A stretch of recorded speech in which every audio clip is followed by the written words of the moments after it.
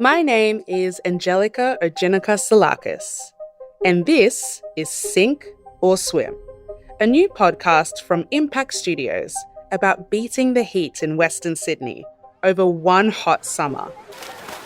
Today is the hottest day, I guess, and I really love this idea that we are whole family together, spending nice time together in the water. I'm David. I do shaved ice. I'm down here today at the Mount Druitt pool. We're selling snow cones in 25 flavours, and we've probably done about 250 cups so far today in the 43-degree heat. Sydney-siders love the water. Australians swim. It's who we are. Swimming is in our cultural DNA. It's not in mine. We're breathing, blowing out our bubbles, taking our breath, blowing out our bubbles. Our lungs are going to be full. I'm 25 years old and I spent the last summer learning to swim. It's something I've put off doing for ages because I was embarrassed. But it turns out lots of Australians can't swim. Growing up in Western Sydney and Muslim, my parents didn't grow up around water and we didn't have that kind of water knowledge and practice. There are those barriers there. It's like being a South Asian girl, like the hair, I'm like so much hair.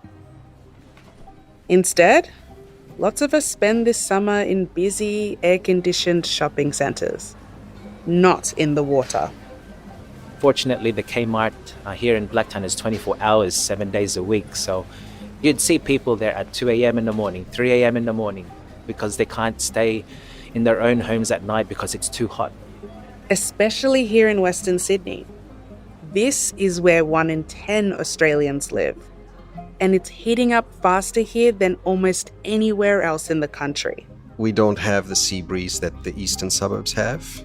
To vent that hot air out of your urban space, it never reaches Western Sydney. There's no space in the death certificate to write down a heat wave. I just wrote down this as one of the factors that probably causes death. So what can we do? How are we going to survive? What makes a community resilient is its connection to each other and knowing who you trust and where to turn for help.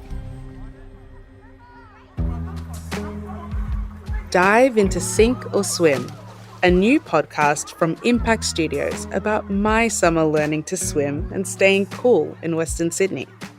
You'll meet my family, friends, researchers, and community advocates, sounding the alarm on extreme heat and finding local solutions to cope.